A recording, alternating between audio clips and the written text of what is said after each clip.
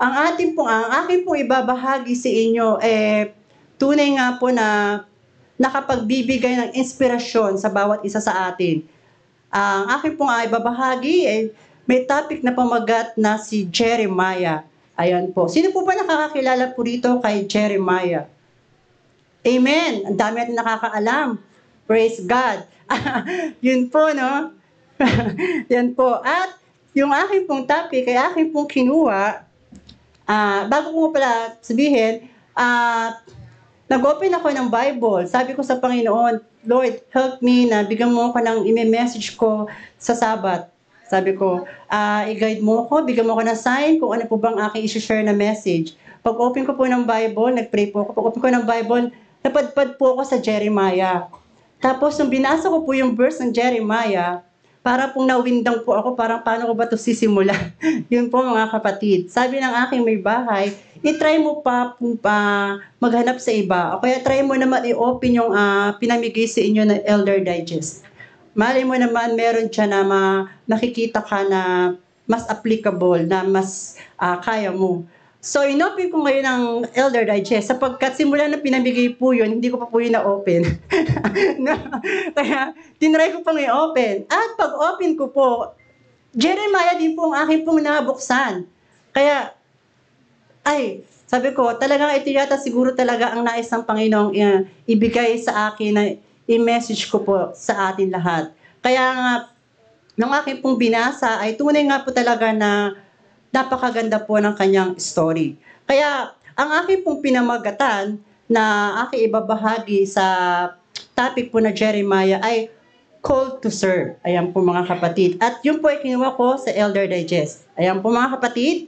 Ito po ginagamit po ng mga elders. Kaya, tanging mga elders na po nakakabasa nito. Kung meron po mga elders, alam na po nila yan. Kaya, yan po, diyan ko po kinuha. At bago ko po simula ng aking ibabahagi ng message, ay tayo po muna panandalian pong manalangin. Dakila naming Diyos, may-ari ng aming buhay, muli kami lumalapit, hinihingi Ama ang patnubay ng banal na Espiritu sa pagkakataon nito, pakalinisin niyo po ang bawat isa sa amin, higit sa lahat ang inyong pong tagpagsalita. Pangunahan ako Ama ng banal na Espiritu, ikaw nawa siyang makita at ang kaluwalhatian mo Panginoon. Po lahat aming hinihiling, dinadalangin sa matamis na pangalan ng inyong anak na si Jesus. Amen. Ayan. At yun nga po ang ating pinamagatang call to serve. Ayan. Sinasabi nga po sa ating key text kanina na binasa po ng ating pong kapatid na si Sister Irene sa Jeremiah chapter 1 verse 4 to 5.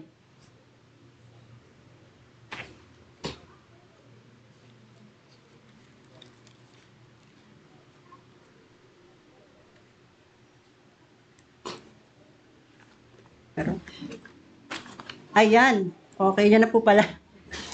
Sorry. Then the word of the Lord came unto me. 5. Before I formed you thee in the belly, I knew thee, and before thou comest forth out of the womb, I sanctified thee, and I ordained thee a prophet unto the nation. So, babasahin ko po sa Tagalog. Ngayon, ang salita ng Panginoon ay dumating sa akin na sinasabi, bago kita inanyuan sa sinapupunan, ay kilala na kita. At bago ka ipinanganak, ikaw ay aking itinalaga. Hinirang kita, propeta sa mga bansa. So aking pong hihimay-himayin po yan mamaya mga kapatid. Sabi nga po, kagaya po kanina, nagbigay po ako ng example ng paano po ang pagiging isang leader o pinuno. Sabi nga po dito, no, ang pagiging leader po natin sa bilang isang ordinaryong mamamayan ay iba po sa pagiging leader sa ating pong pagsilbi sa ating Panginoon, sa pagtawag ng ating Panginoon. Sinasabi nga po dito, ay hindi isang tawag ng katanyagan. Hindi po daw po, ang pagtawag po daw sa atin ng Panginoon, ay hindi isang tawag na para po daw tayo ay makilala. Hindi po ba? Sapagkat sa mundo po, sa ating pong sanlibutan, pag once po tayo ay tawag na naging leader, mas sana pag magaling kang leader, talagang nakikilala ka, nagkakaroon ka pa ng tawag to ng mga magagandang mga reward. Ayan. At nagkakaroon ka pa ng mga libro. Nilalagay ka pa, ginagawa ka pa ng sarili mong books sapagkat sa iyong katanyagan. Hindi po ba? Ganun po yung sa sanglibutan na nangyayari pag tayo po ay naging isang matanyag na pinuno. Subalit, sabi nga po dito, ito ay isang tawag sa katapatan. Ang mga namumuno ay dapat maglingkod sa parehong mabuti at mahirap na pagkakataon. Tulad na nakikita natin sa buhay ni Jeremiah. Ayan. So, meron po ako dyan, sined na picture. Sinearch ko po yan sa Google kung yung bata pa po si Jeremiah at yung may edad na po siya. Yun, no? At sabi nga po dito, paano ba siya tinawag ng ating Panginoon? Sinabi po sa Jeremiah chapter 1, sabi po dito, ipinakita ni Jeremiah ang kanyang mga credential. So, ibig pong sabihin, kung tayo din po, pag once po tayo i-elect na isang president, kailangan alam mo yung background mo, kailangan nakapagtapos ka, meron mga daang record mo, yan, yung mga ganyan ang hinahanap agad para ma-qualify ka bilang isang pinuno, isang leader. Pero, sinasabi po dito, hindi si Propeta Isaias ganun. Sasabi, no?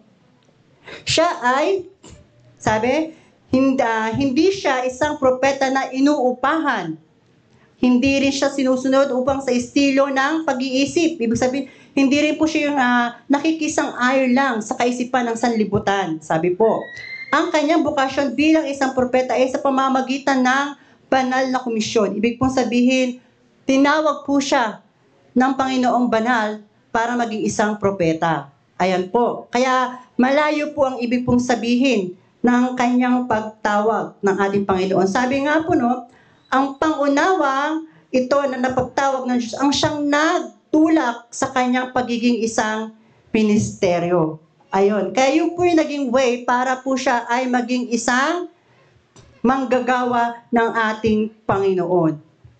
Sinasabi nga po dyan, no, na sabi na meron siyang sa Jeremiah 29, sinasabi nga po na nagkakaroon siya ng nag-aalab na apoy sa kanyang mga butot, hindi maaring manahimik.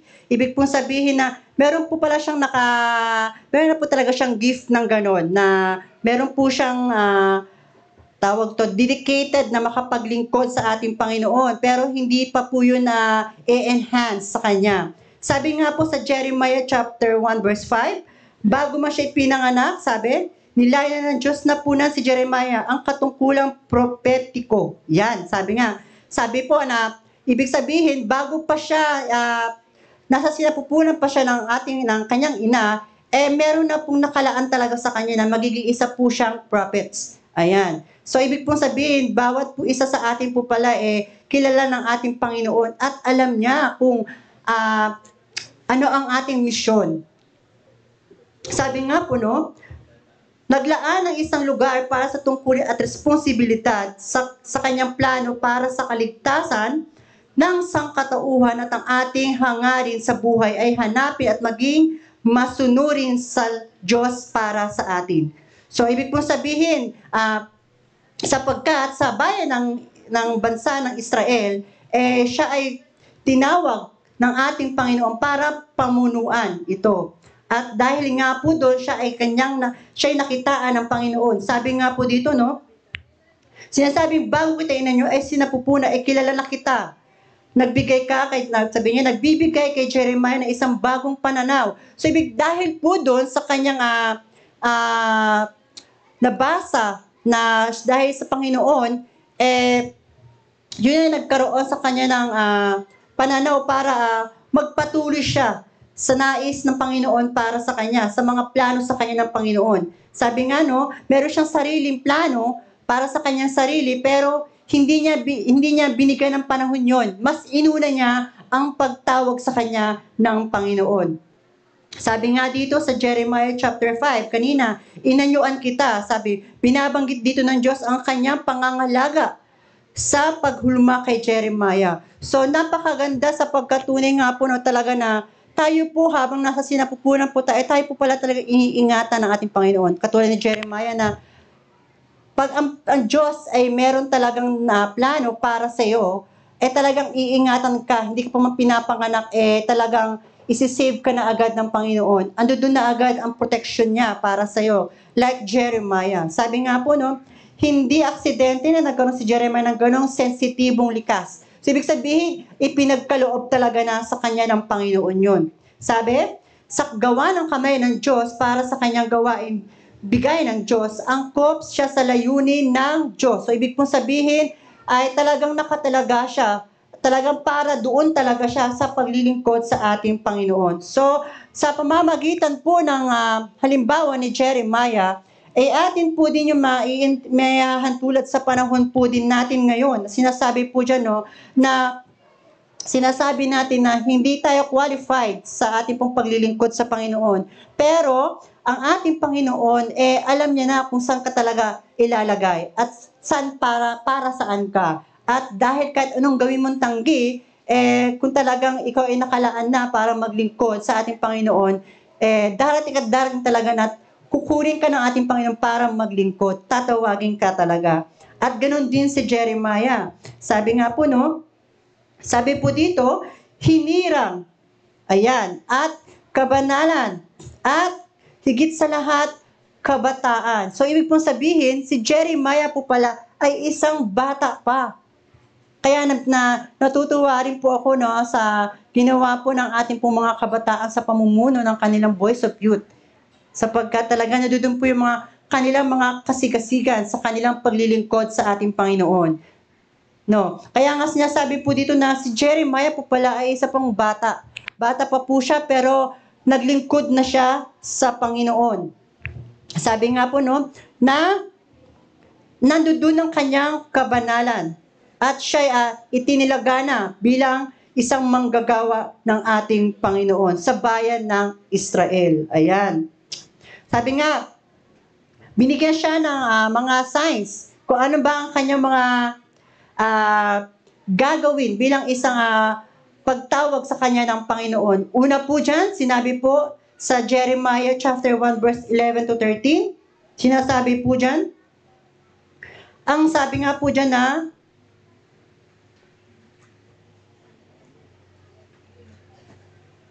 ayan, basahin ko na lang po sa Tagalog. Kung meron po kayong Bible, pwede niyo po akong sabayan. Jeremiah chapter 1 verse 11 to 13. Ayan, sabi, dumating sa akin ang salita ng Panginoon na nagsasabi, Jeremiah, anong nakikita mo? At aking sinabi, ako'y nakakakita ng isang tungkod na almendro. Ano po ba ang almendro sa pagkakalam yung mga kapatid? Kahit nga ako nagtanong, ano ba yung almendro? So, sinearch ko po yan sa Google. Salamat sa Google sa malaking tulong. Ang almendro po pala ay isang uri ng bulaklak o puno. Ayan, isa po siyang puno na namumulaklak. Sabi po dito, no, na ayun po daw ay sabi po na almendro ang unang nagigising sa taglamig. Ayan. Dahil nararamdaman ito ang darating na tagsibol. So pag taglamig po pala, pag nagkakaroon ng tagsibol, namumutaktak po siya sa kanyang pamumulaklak. Ayun po pala ang ibig sabihin ng almendro. At sa verse 12, sinabi, Panginoon sa akin, nakita mong mabuti sapagkat pinagmasdan ko ang aking salita upang isagawa ito. And 13, ang salita ng Panginoon ay dumating sa akin sa ikalawang pagkakataon na nagsasabi, ano ang iyong nakikita? At aking sinabi, ako'y nakakakita ng isang palayo na pinagpapakuluan at nakaharap palayo sa hilaga. So, ang sinisimbolize naman po ng tagilid na palayo, ito naman po yung magkakaroon po ng kabagkaban o kalungkutan ang bayan ng Diyos, ang bansang Israel. Ang pahiwatig po, ang tawag ko, symbolize po ng almendro, ay ito po ay isang uri ng paggising. Sinasabi po dito, no? Malinaw na sinasabi na kung ang lahat ay tila natutulog sapagkat ang bayan ng Diyos ay tila patay na sa espiritu, kung tila walang pag-asa, ang Diyos ay gising sa Kanya sandaling upang tuparin ang kanyang salita. Sapagkat nararamdaman alam ng Panginoon na ang bayan ng Diyos, ang Israel, ay tunay na nalalamig na sa Kanya. Sapagkat nawiwili na silang gumawa ng kasamaan. Andyan na patuloy na silang gumagawa ng mga kamalian, ng kasalanan, sapagkat naroon sila sa bansa ng Babylonia. Kumbaga na sila na nakagawian na nila. Yon, naging habit na nila. Kaya yan pong ibig pong sabihin na tila natutulog na sila sa kanilang pananampalataya sa ating Panginoon. Kaya nakakalimot na sila. Itinuring silang isang patay, sabi ng ating Panginoon. Kaya sinabi kay Jeremiah na ang Diyos ay gising sa kanya sandaling upang tuparin ang kanyang salita. So si Jeremiah ang ginawang way ng ating Panginoon para gisingin ang bayan ng Diyos sa kanilang pagkakatulog sa atin, sa Panginoon. At sinasabi nga po, nangako ang Diyos na ililigtas niya ang kanyang bayan mula sa kanilang kabagaban sa Babylon. Ayan po naman yung sinasabi na tagilid na palayok. Yung po yung magkakaroon po ng mga kabagaban po sila. Ayan, magkakaroon po sila ng mga pang-aapi at pagbihag, mga pagtangis, sabi po. Anyo ng pag-atake ng Babylon. Ayan, yung mga kanilang mga pagdaraanan. Sinasabi po dyan na magkakaroon sila ng mga kapighatian. Subalit, sabi nga naman, sabi, sa mahirap na paraan ay malalaman ni Jeremiah ng mga naninirang sa Judah ang pagiging bayan ng Diyos ay hindi daw garantiya ng diplomatiko o espiritual na kaligtasan sa sakit. So, ibig pong sabihin, hindi po sila pantay sa kanilang pamamalakad o sa kanilang kinasasang-ayunan at higit sa lahat ang kanilang paniniwala ay walang karantiyang kaligtasan sa kanilang mga karamdamang dinaranas. Pero sabi nga, hindi ganon ang mensahe ng nais ng Panginoon para sa atin na ibinigay para kay Jeremiah. Sabi ni Jeremiah, ang bayan ng Diyos ay mabubuhay sa isang panahon ng paglupig ng Babylon at pang-aapi. Ngunit, sabi ng ating Panginoon kay Jeremiah, sa panahong ito ng kabagaban, ay mayroon silang katiyakan na ang Diyos ay babangon upang iligtas ang kanyang tapat na bayan sa kanyang takdang oras. Kaya, nagbigay po ng isang simbolo ang ating Panginoon kay Jeremiah na kung saan nais ng Panginoon na gisingin ang kanyang bayan, ang bayan ng Diyos sa kanilang pagkakatulog, sa kanilang pananampalataya at pagtitiwala sa Panginoon.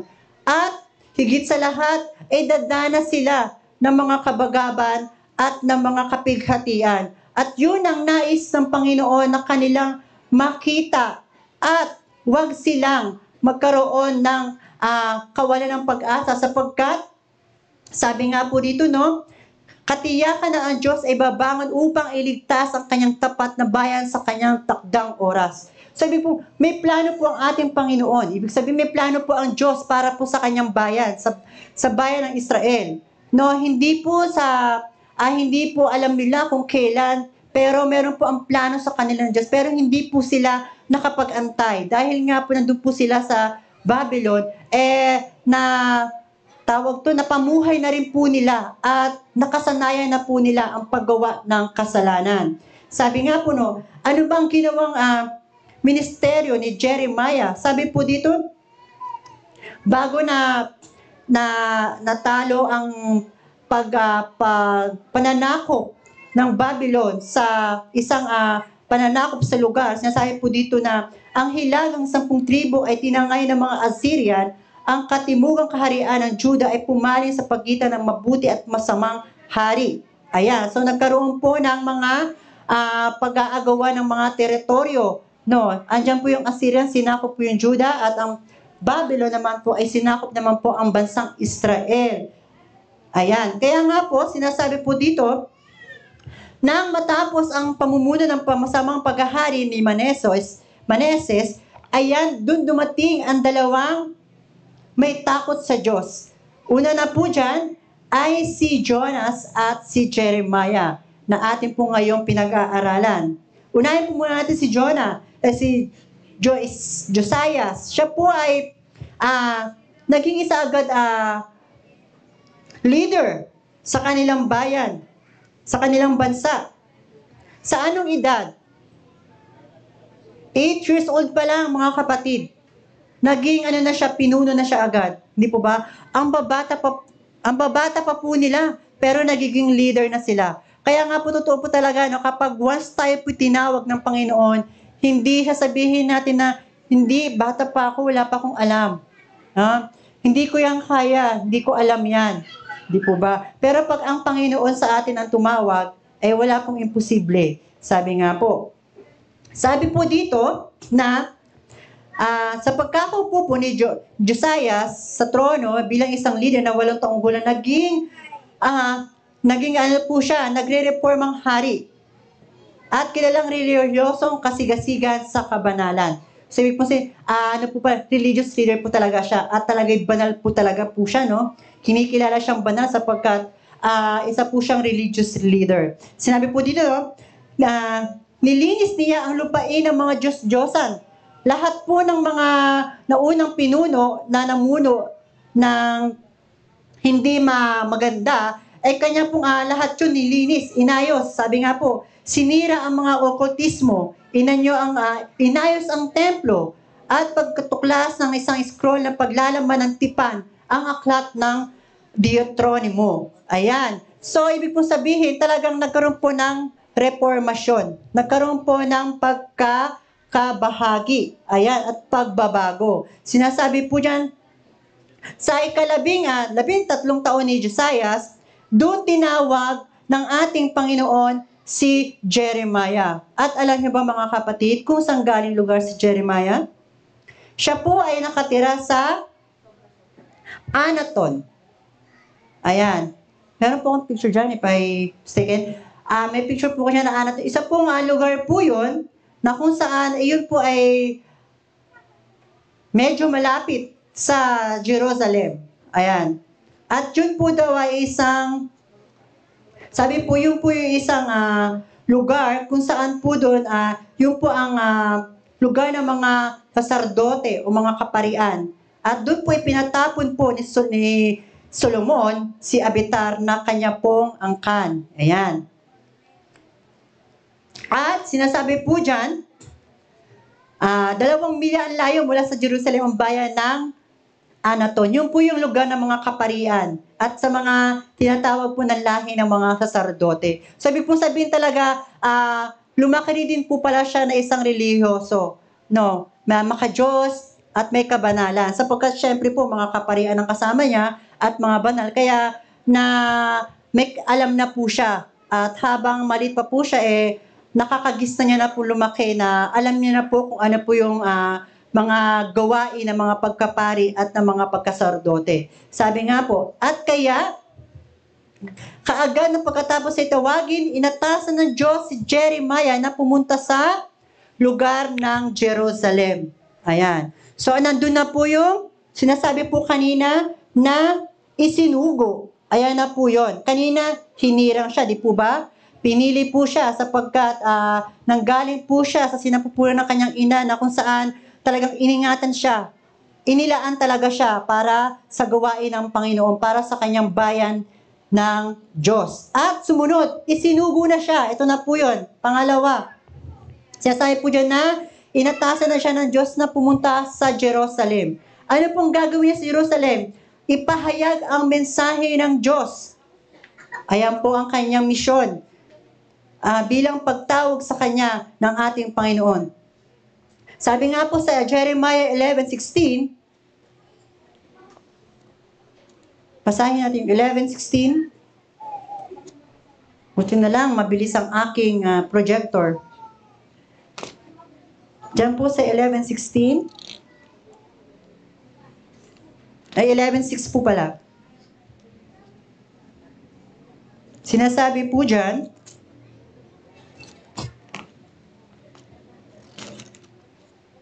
at sinabi ng Panginoon sa akin, ipahayag mo ang lahat ng mga salitang ito sa mga lungsod ng Juda at mga lansangan ng Jerusalem. Pakinggan ninyo ang mga salita ng tipang ito at inyong isagawa. So, yun po yung kanyang mission. Ipaalam sa bayan ng Diyos sa Jerusalem na magbalik loob sila sa ating Panginoon. Yan ang nais ng Panginoon at yan ang misyon ni Jeremiah para sa bayan ng Israel. Sabi, tinawag ni Jeremiah mga tao na bumalik sa Diyos, tanggapin. Sabi niya dito, tanggapin ang pamamahala ng Babylon. Di po ba? Sabi niya sa bayan ng Israel, tanggapin niyo ang pamamahala ng Babylon. Sabi nila, bakit naging gano'n si Jeremiah? Bakit niya kaming sinasabihin na tanggapin niya ang pamamahala ng Babylon? Hindi nga magandang halimbawa ang Babylon sa amin. Pero bakit gano'n ang kanyang sinasabi? Sabi niya, kaya dahil sa gano'ng pagkakasabi niya, hindi sila naniwala sa mga prophecy ni Jeremiah. Sabi nga po, at hinulaan na pagkatapos ng 70 taon, ibabalik ng Diyos ang kanyang mga tao sa Jerusalem. Hindi nila alam na may plano ang Diyos kung bakit ganun ang sinabi ni Jerusalem sa kanila. Tanging si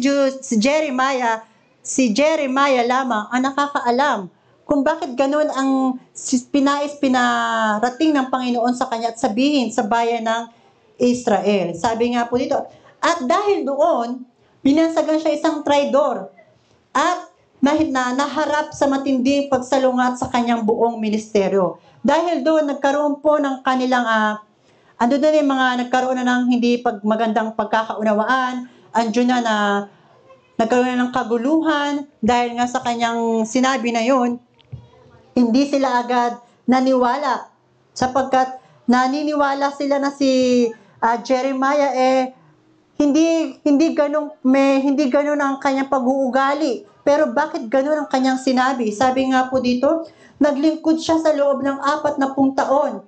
So ibig po sabihin 14 years na naglingkod bilang isang misyonero. Tapos sasabihin niya at bigla na siyang i-judge ng bayan ng Diyos. Ayan sinabi mo, at inusig na bilanggo, hinampas, kinundina bilang isang taksil. Biruin nyo, di po ba? Gaano po kaya ang mensahe lamang ni Jeremiah, nais niya tuparin lamang ang nais na iparating ng Panginoon para sa bayan ng Israel. Pero dahil sa nangyari na yun, lumabas pa siyang masama. Naging traidor pa siya. Napasama po pala ang kanyang pagiging isang misyonero. Bagamat, sinabi nga po, sapagkat hindi sila naniwala agad kay Jeremiah. Dahil nga, 14 years pa lang, 17 years pa, may 3 years pa na pupunuin para nila matanggap ang sinasabi ng Panginoon na ibabalik ng Diyos. Sabi nga, ang Israel sa kanila, ang Israel sa bansa nila sa Jerusalem. 14 years old pa lang siya, so matagal-tagal pa. Kaya, doon sila namuo ng pagkagalit kay Jeremiah. Ngunit sabi nga po, dahil nga po doon, ninais nila na ipatapon siya sa Ehipto para doon siya maging tumanda. Sabi nga po, at namuhay na patuloy na banta ang kanyang pagbita at pagpatay. So habang po tumatagal, hanggang sa lumaki na po siya, nandun pa rin po ang kanyang mga threat, mga hangarin siya na po ipatayin at gawa ng masama. Ngunit, sabi nga po, nabuhay siya upang makita ang katuparan ng kanyang prophecy, ng kanyang propesya na pagkabihag sa Babylon. Sabi po sabihin talaga, pinalangin niya sa Panginoon na lahat ng ito kanya mapagtagumpayan at bigyan pa siya ng lakas na malagpasan niya itong mga pang-aalipusta, pagdiskriminasyon sa kanya ng mismo ng bayan ng Diyos ang tumatanggi sa kanyang mga sinasabi, sa kanyang mga propesiya na sinabi sa kanya ng Panginoon. Alam niyo po ba na si Jeremiah po pala ay isang likas na mahiyain? Hindi po ba? Kaya nga parang meron po ako nakitang meron tuloy ako na isang bigyan ng isang halimbawang Jeremiah ng Jordan. Pero hindi ko na po i-mention. Wala po siya ngayon . So, parang ganun po siya nung una, napakamahiyain po siya. Pero ngayon, nandun na po, nagkaroon na po ng pagbabago.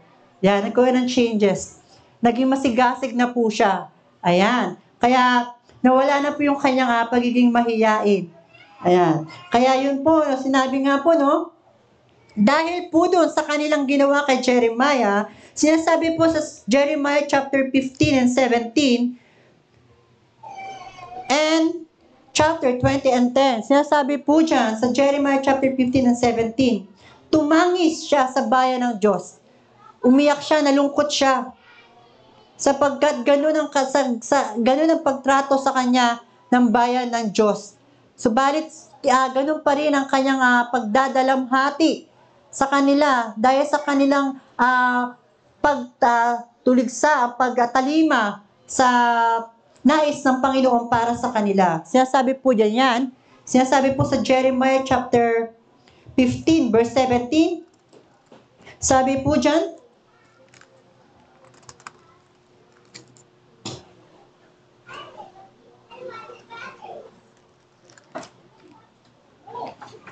ayan. Ang kasalanan ng Juda ay sulat ng panulat na baka sa pamamagitan. Tama po.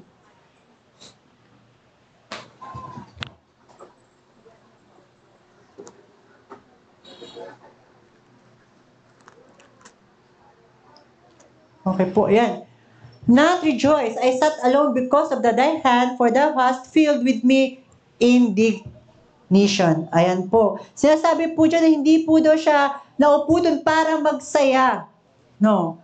Sapagkat naroon po siya andun po yung kanyang, sabihin yung kanyang pagdadalamhati, ang kanyang pagtangis. Ayan. At sinasabi po din sa Jeremiah chapter 20, sinasabi din po dyan, 20:10.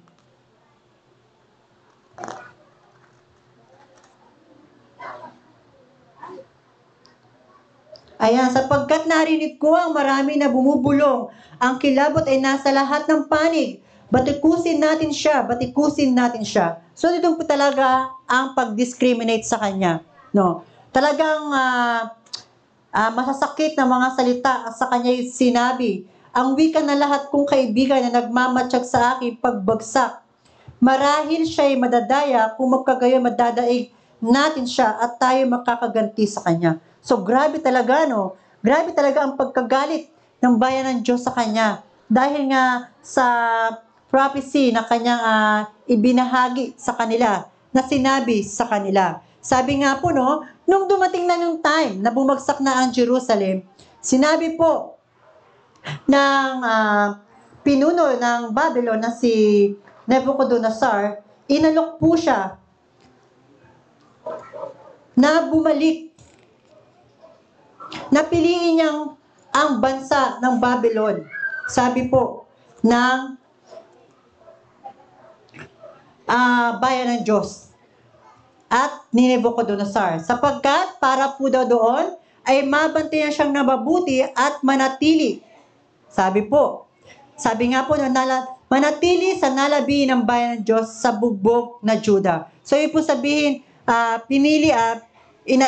inano nila si Jeremiah, napiliin na lang ang Babylon para po doon po siya ay manatili at siya po ay mabantayan. At sinabi nga po, no, pagamat hindi pinansin ng kanyang sariling bayan, ang kanyang makahulang ministeryo, sinabi po doon na, andun po talaga na hindi sila naniwala, pero ang masaklap po dito, ay yung pong mga pagano, ang kumikilala at iginalang yung kanyang prophecy na sinabi. Hindi po ba? Alam niyo po ba yung pagano? Yung po pala yung pagano, yung po pala yung parang wala silang pinaniniwala ang relihiyon. Ayan, hindi sila Christian, hindi sila Islam o anuman. Yan, yan. Yun sila. Pero sila yun, kinikilala pa nila yung prophecy na sinabi ni Jeremiah at iginalang pa nila yun. Yun po yung nakakalungkot. Sabi nga po, no, sa panahon din po natin ngayon, sabi nga po dito, no, ganun din po daw na mas hindi pa sila naniniwala pag sinabi natin ng salita ng Panginoon sa Biblia, parang nire-reject nila. Hindi naman totoo yan, nababalik ng ating Panginoon. Nagsasabi pa sila ng gano'n, hindi po ba? Tagal-tagal, hindi pa naman bumabalik. Tapos yung sinabi mo na, hindi naman totoo yan, hindi naman nangyayari. Di ba may nga nagkakaroon ng gano'n pong nangyayari din po din daw yun sa panahon po natin. Sinasabi po yan. Sabi nga po, no, ang katapatan sa ministeryo ay may isang hindi inaasat at hindi hayagang epekto ng magkakasunod. So, ibig pong sabihin talaga, merong may naniniwala at meron din namang hindi. Ganun po. At nagpa siyang manatili pa rin si Jeremiah.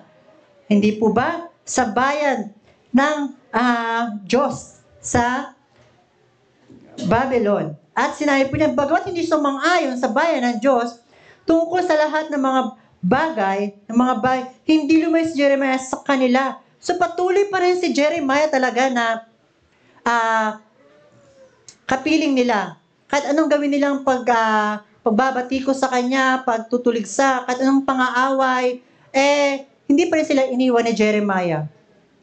Hindi po ba? Kung kayo po tatanungin ko, kung kayo po tawag to, nakaninig na ng ano-anong mga masasamang salita, kung ano ng mga paninira sa inyo, at ultimo binigyan na kayo ng threat, hindi pa po ba kayo hihiwalay sa tao na yon?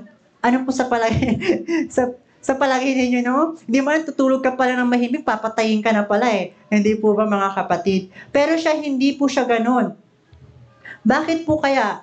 Sapagkat sinasabi nga po, no, nanatili siya sa kanila anuman ang mangyari, sapagkat ang Diyos ay tumawag at pinagkalooban siya na maglingkod sa mga taong ito. So, ibig pong sabihin, may mission po talaga siya. At yun ang mission niya, na samahan niya ang bayan ng Diyos, na hindi niya iiwan, sapagkat hindi pa natutupad ang prophecy na kanyang sinasabi. Sabi nga po dito, sapagkat hinahangad natin ang pagsang-ayon ng Diyos, hindi sa nagkasalang sangkatauhan. So, ibig pong sabihin, hindi natin hinahangad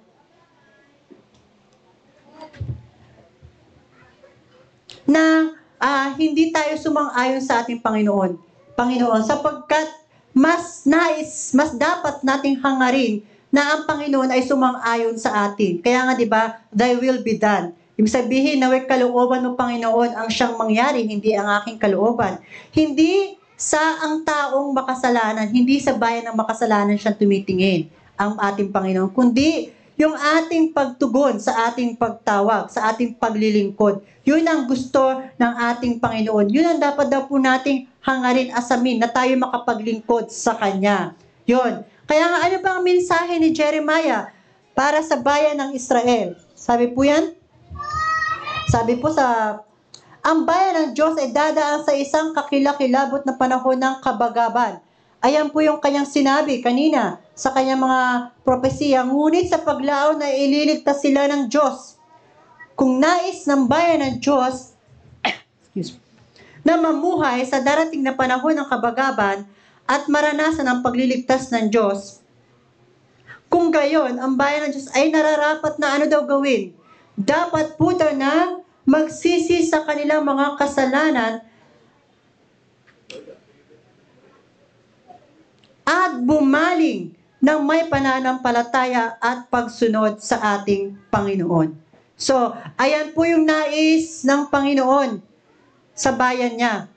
At yun po ang ipinarating ni Jeremiah sa bayan ng Diyos, na sila ay magsisi at bumalik loob sa ating Panginoon at ang kanilang pananampalataya. Sapagkat, alam niyo po yung bayan po ng Babylon, marami po siyang mga Diyos-Diyosan.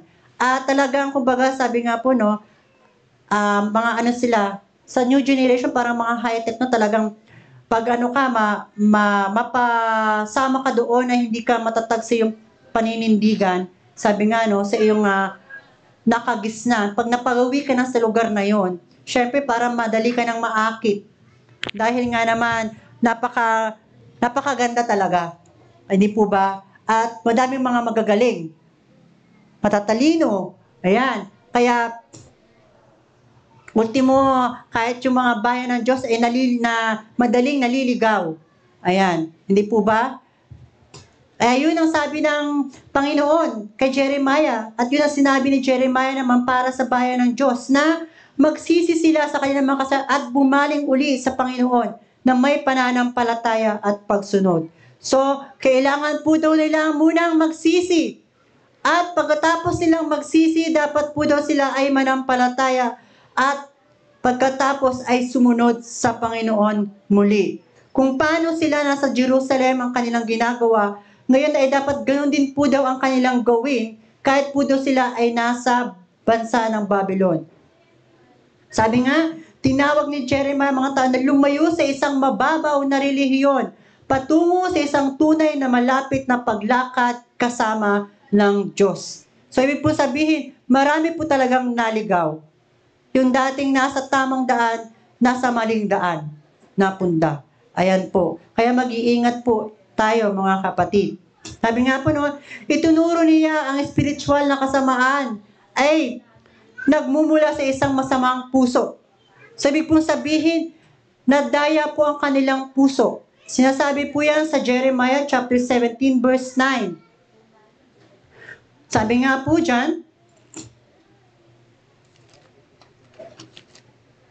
ang puso ay mandaraya kaysa sa lahat ng bagay at lubhang napakasama. Sino makakaunawa nito? So, ibig pong sabihin na ang puso po talaga ay madaling madaya. No? At, tawag dito, madali po daw tayo dyan mapahamak. Kaya, pagkaingatan po natin yung ating puso. Hindi po ba? Sabi nga po, no?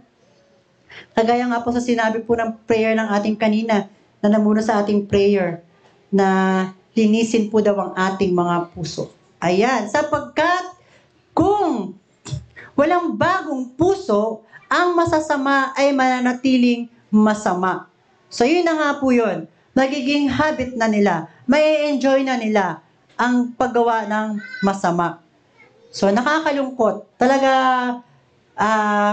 napakalaki talaga ng pagbabago nang sila'y mapadpad sa Babylon, ang bayan ng Diyos. Sabi nga po dito, sa Jeremiah chapter 13 verse 23, ang kailangan ay isang bagong puso na nagdadala ng bagong pag-iisip sa Diyos, pananampalataya sa Diyos at pagsunod sa Diyos. So, change our hearts. Ang kailangan po daw natin. Napakahalaga po pala talaga na mabago yung ating puso. Sapagkat sabi nga po, kung ano po daw sinasabi po natin lumalabas sa bibig, ayun po daw ay nanggagaling sa puso. Ayan. So, ayan po ang sinasabi.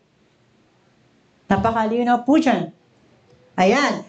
Sabi nga po, no, itinuro niya ang himala sa pagbabago para sa lahat na sumusunod kay Jesucristo sa isang bagong tipan na karanasan. So ano po ba yun? Tingnan natin sa Jeremiah chapter 31, verse 33 and 34.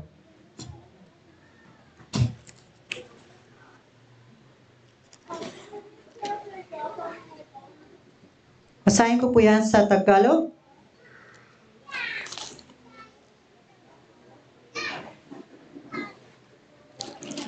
Sinasabi po dyan, ngunit ito ang tipan ng aking gagawin sa sambayanan ng Israel. Pagkatapos ng mga araw na iyon, sabi ng Panginoon, ilalagay ko ang aking kautusan sa kanilang kalooban at aking isusulat iyon sa kanilang mga puso.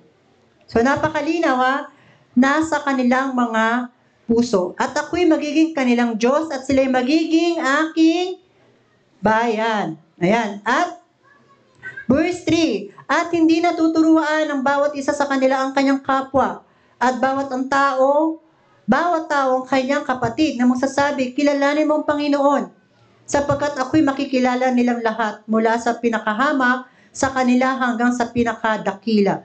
So, ibig pong sabihin, hindi na natin kailangan pang sabihin na kilalanin mo ang Diyos, sapagkat alam niya na kung sino ang Diyos at ano ang kahalagahan ng may Diyos sa ating puso, sa ating buhay. Ayan. So, napakalinaw na po dyan.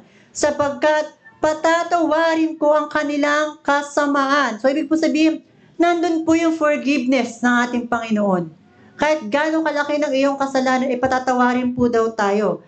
Lalo na yung kanyang bayan, ang bayan ng Diyos, nasa kabila ng kanilang pagtalima o pagtuligsa sa Panginoon, patatawarin pa rin sila ng ating Panginoon. Sabi nga po, no, at kanilang kasalanan ay hindi ko na alalahanin pa, sabi ng Panginoon. So, ibig po sabihin, mabilis po pala makapurgat ang ating Panginoon. Pag once tayo ay humingi ng kapatawaran sa Kanya. Hindi niya na nire-remind uli. Tayo kasi pag sa atin, bilang isang tao, pag tayo nakagawa ng kasalanan, pinatawad natin. Pag nagkasala uli sa atin, ipapollow up natin uli yun. I-remind. May kasalanan kang nakaraan sa akin, pinatawad na kita, di ba? Yung ganon. So, hindi po ganon ang ating Panginoon. Sabi, kapag nakapaghingi na po tayo ng pagsisisi sa ating kasalanan, kinakalimutan niya na po yun. Pino-forget na po natin. Sabi nga po, ng ating Panginoon. At, sabi nga po, sa ating pong lesson sa umaga na ito, tunay po talaga na ganda ng story po ni Jeremiah. Ano po bang ibig po sabihin? Jeremiah, sabi nga po, is a prophet to the nation. Sabi po, ibig sabihin po dyan na tinawag po talaga siya, isang propeta ng ating Panginoon para sa kanyang bansa. At hindi lang para sa kanyang kundi sa lahat ng bayan, bansa at sa iba pang lugar. Ayan. At sinasabi nga po na si Jeremiah ay tinawag, di ba? Create siya. Sabi ko kanina, itinalaga. Ibig pong sabihin, ginawa siya ng Panginoon para siya ay maglingkod. Una po yan. Pangalawa, tinawag siya para gumawa. Gumawa sa gawain ng Panginoon para maabot muli at magbalik loob ang kanyang bayan ng Diyos na tumaligsa sa Kanya, na umiwan sa ating Panginoon at hindi nanampalataya. At pangatlo, nag-command to serve. Sabi po dyan, nagkaroon ng create ng Panginoon si Jeremiah, tinawag at isinugo. So, ayan po yung pinaka-lesson po natin na kung saan bawat isa po sa atin ay meron po tayong mission. Ayan po yung mission natin. Tayo po'y ginawa ng Panginoon para maglingkod. At tinawag tayo para sisugo sa kanyang gawain at command para po daw tayo ay magbahagi ng salita ng ating Panginoon. Ayan. At sinasabi nga po sa ating pong key text na chapter 1, verse 5, muli, sinasabi po dyan na inanyuan, hinulmahan, ibig sabihin po dyan na talagang prefer na po tayo ng ating Panginoon. So, sa aking pong conclusion, mga kapatid, sinasabi po dyan, napakahalaga na naroon po yung ating pagtitiwala. Ang ating pagsunod ay daan para po daw sa atin po ngayon, sa kasalukuyan po natin ngayong panahon, na kung saan dumaranas po tayo ng mga kabi-kabilang mga suliranin o mga pagsubok sa ating buhay. Ayan po ngayon ang ating kinakaharap sa panahon po natin na ngayon. Na po daw na patuloy tayong sumunod at magtiwala sa ating Panginoon sapagkat siya po ay laging nariyan para sa atin. Sinasabi po, sabi nga po na kailangan natin na tayo'y manalangin sa ating Panginoon. Hilingin natin ang banal na Espiritu na ito'y sumaating. Para Para baguhin ang ating puso, maging ang ating isip. Ayan po daw ang ating hilingin sa ating Panginoon. Para maging karapat-dapat tayong bilang isang manggagawa ng ating Panginoon. Bagamat tayo ay nakakagawa ng mga pagkakamali o kasalanan, nililinis tayo ng ating Panginoon sa bawat paghingi natin ng kapatawaran sa Kanya. Kaya napakaganda kapatid na naroon tayo ay naglilingkod na may pagtitiwala sa ating Panginoon at may kasamang pananampalataya at higit sa lahat may kasamang pag-ibig. Na doon na naglilingkod tayo na iniibig natin ang ating Diyos maging ang ating kapwa. Hindi po ba? Napakasaya na naglilingkod tayo na walang puno ng galit, wala tayong itinatanim ng mga sama ng loob, wala tayong mga pasanin, sapagkat hindi po tayo makapaglilingkod sa gawain ng Panginoon kung meron tayong mga dala-dala. Hindi po ba mga kapatid? Kaya sa ating pong umaga nito na ating pong napakinggang mensahe, tunay nga po na walang nais ang Panginoon sa atin na hindi porket ikaw ay bata pa, matanda ka na, may diferensya ka, dispalhado ka na, pag once na tinawag ka ng Panginoon, meron kang mission para gawin sa paglilingkod sa Kanya. Kaya nga minsan nakakalungkot mga kapatid, na minsan yung pang walang may mga diferensya, yung mga walang mga tawag to, kumpleto, yung pa yung mga kadalasang mahirap tumanggap sa gawain ng Panginoon. Mahirap maglingkod sa gawain ng Panginoon. Pero yung iba naman, may mga iba-iba kasing difference na mga pagkakataon. Meron namang iba na hindi nila mabigyan ng time sapagkat busy sila sa kanilang mga labor, mga gawain. May mga ganyan din mga pagkakataon. Meron namang iba na hindi sila makapag-serve, makapaglingkod sa ating Panginoon sa gawain sapagkat minsan may mga karamdaman naman po sila. Hindi po ba? Nakakalungkot. Kaya tayo po mga kapatid, habang po tayo ay malakas, habang tayo ay meron pa tayong kumpleto pa ang ating mga kasangkapan, tayo po ay magpagamit sa ating Panginoon sapagkat tayo po ay sabi nga, hinulmahan, iningatan tayo ng Panginoon. At tayo po ay kanyang tinawag. Hindi tayo ang tumawag sa Panginoon, kundi siya ang tumawag sa atin. Tayo ay kanyang, ikaw ay kanyang pinili, tinawag kanya para para maglingkod. At ikaw ay kanyang pinagkatiwalaan para ibahagi ang kanyang ebanghelyo sa iba. Para naman ang iba ay maging pagpapala din sa iba.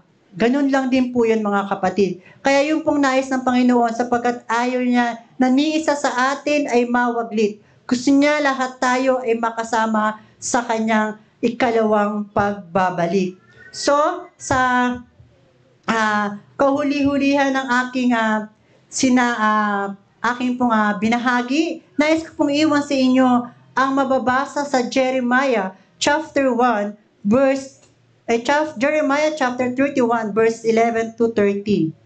Sinasabi po diyan,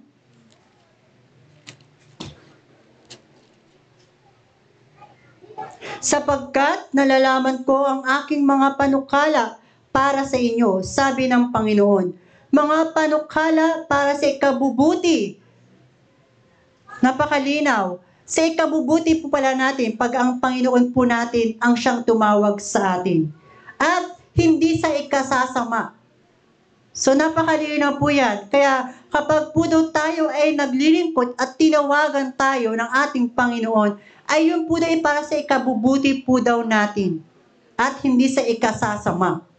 Upang bigyan ng kinabukasan. So magandang future po pala ang nais ng Panginoon para sa atin. At higit sa lahat, bigyan tayo ng pag-asa. Ayan. Napakalinaw po niyan. Sa verse 12, at kayo'y tatawag sa akin.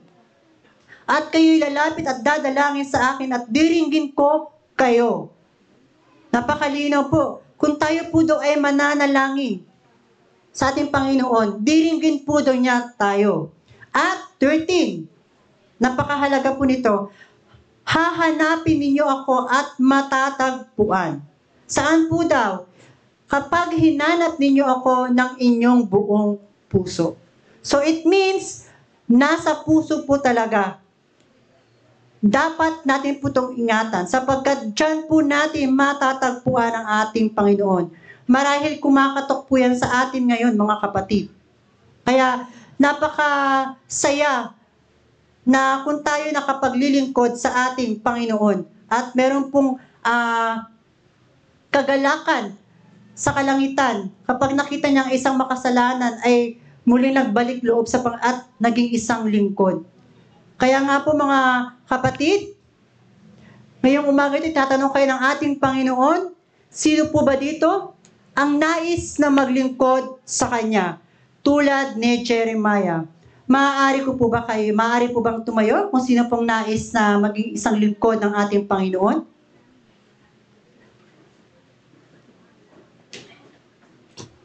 Ayan, mga kapatid, tunay nga po na napakabuti ng Panginoon sapagkat bawat isa po sa atin ay tinawag at upang maglingkod sa Kanya. Kaya nga po sinasabi, sa pagkakataon na to, atin pong damahin ang presensya ng ating Panginoon sa pamamagitan po ng ating pong panalangin. Tayo po'y manalangin. Dakila natin naming Diyos na may-ari ng aming buhay. Sa oras po ito, Panginoon, alam mo po, Ama, ang laman ng aming puso, ng aming isip. Ikaw nakakabatid, Ama, nito sa lahat ng oras. Maari po ba, Panginoon, na kami inyong pakalinisin na maging karapat-dapat kami sa inyong harapan at sa inyo sa paglilingkod. Alisin, Ama, ang mga karumihan, ang mga kabigatan, ang mga distraction na siya nagiging dahilan upang kami patuloy manghina, manlamig sa aming pananampalataya. Patuloy kami, Panginoon, pagkalooban ng ibayang lakas na nagmumula sa inyo, Ama. Patuloy kami, Panginoon, bigyan ng peace of mind. Bigyan kami ng kapayapaan at higit sa lahat, Panginoon, pagkalooban kami, Panginoon, ng pusong mapagkumbaba at ng contentment sa lahat ng bagay. Nang sa ganun makita ang liwanag sa amin at nang sa ganun, Panginoon, ikaw ang aming purihin at mag-glorify ang inyong dakilang pangalan. Maraming salamat, Panginoon, sa pagkatunay na kami, Panginoon, ay nabigyan, Panginoon, ng tunay na pagkaunawa kung ano ang kahalagahan ng pagtawag sa bawat isa sa amin, Ama. Kaya sa pagkakataon ito, Panginoon, amin po itinatalaga ang aming mga sarili sa inyo na may patuloy kaming gamitin, Ama, sa ikalalago ng inyong iglesia. At patuloy kami, Panginoon, bigyan ng katatagan sa aming pananampalataya nang sa ganun patuloy kaming lumago sa aming paglilingkod sa inyo. Ito po lahat, Ama, ang aming samot, hiling at dalangin sa matamis na pangalan ng inyong anak na si Jesus na aming tanging tagapagligtas. Amen.